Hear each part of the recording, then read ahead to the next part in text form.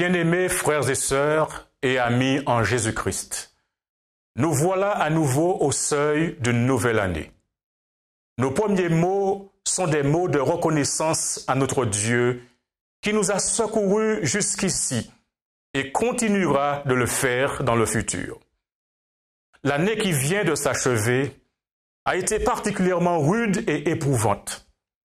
Les stigmates des dégâts occasionnés sont encore présents dans la nature, dans nos chairs et dans nos esprits. Quand nous portons un regard sur la situation de notre planète, tous les indicateurs sont au rouge. Notre monde ne va pas bien. Il va très mal. La plume inspirée souligne que nous nous approchons de la fin des temps. Les jugements de Dieu sont déjà sur la terre.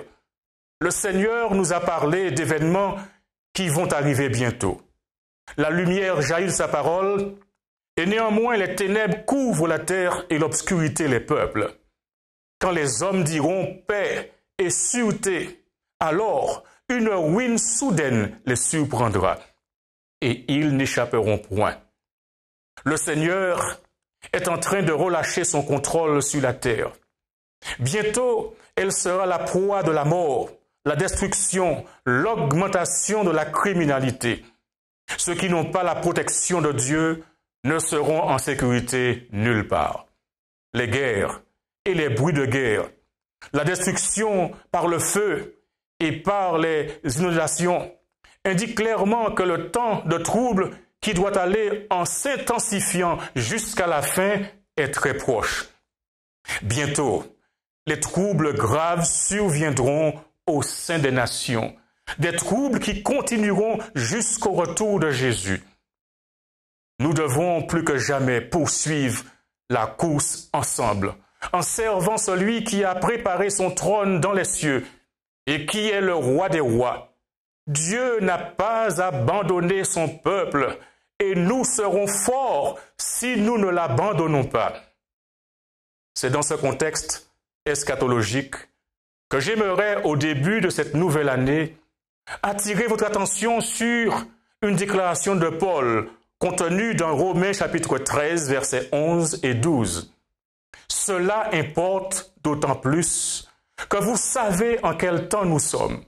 C'est l'heure de vous réveiller enfin du sommeil, car maintenant, le salut est plus près de nous que lorsque nous avons cru. La nuit est avancée. Le jour approche. Dépouillons-nous donc des œuvres des ténèbres et revêtons les armes de la lumière. Voilà une raison supplémentaire pour nous d'accomplir le grand commandement à aimer. En effet, nous devons nous aimer davantage, particulièrement quand nous considérons l'époque où nous vivons. C'est l'heure où la haine et la violence abondent. Mais en dépit du fait que c'est l'époque où la haine et la violence se déchaînent, la Bible enseigne que cette époque de méchanceté s'achèvera et fera place à une ère nouvelle. Jésus-Christ reviendra sur cette terre. Jésus-Christ mettra fin à la malédiction du péché. Jésus-Christ mettra fin à la rébellion de l'homme. Jésus-Christ mettra fin à l'œuvre de Satan. La Bible ne nous dit pas quand Jésus reviendra. Mais selon les signes des temps, cela ne saurait tarder.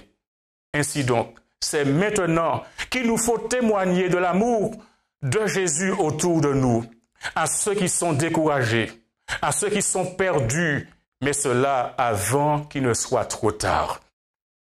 La fin du verset 11 déclare que le salut est plus près de nous, c'est-à-dire Jésus revient. C'est l'heure de vous réveiller. Mettez-vous au travail, là où vous êtes.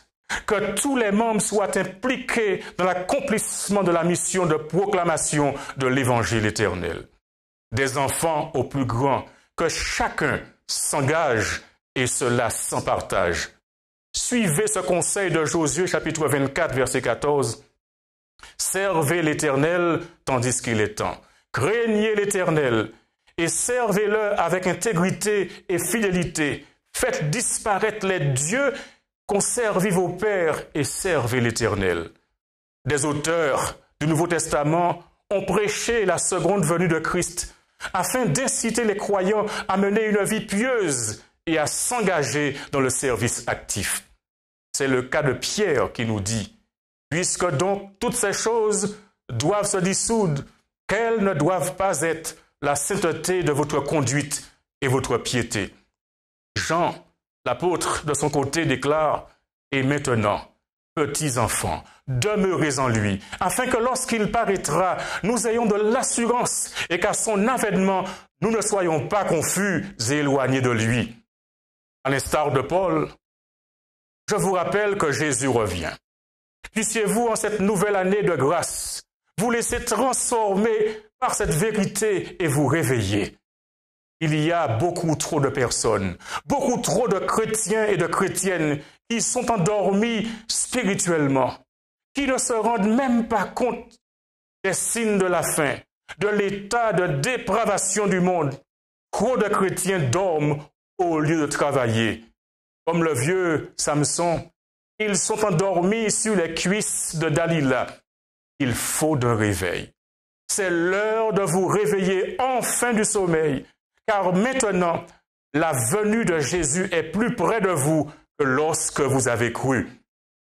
Puisse cette année faire la différence dans toutes les églises locales, les divers départements, les ministères personnels et l'école du sabbat, l'association pastorale et la SIEMA, la santé et la gestion chrétienne de la vie, le ministère des enfants et la jeunesse, le ministère des femmes et la musique, l'éducation et la famille, et l'aumônerie et la santé, les affaires publiques, la liberté religieuse et les communications, l'administration des champs et des institutions. Que la priorité soit accordée à la mission de l'Église. Bonne année à vous qui êtes en responsabilité dans ce pays. Bonne année à vous qui êtes en charge dans l'Église, dans la société, aux fidèles disciples du Christ. Que l'Éternel vous bénisse et qu'il vous garde. Que l'Éternel fasse lui sur vous sa face et qu'il vous accorde sa grâce. Que l'Éternel tourne sa face vers vous et qu'il vous donne la paix. Que l'Éternel bénisse et protège l'union des Antilles et Guyane françaises des Adventistes du 7e jour. Je vous dis à tous, bonne année 2018.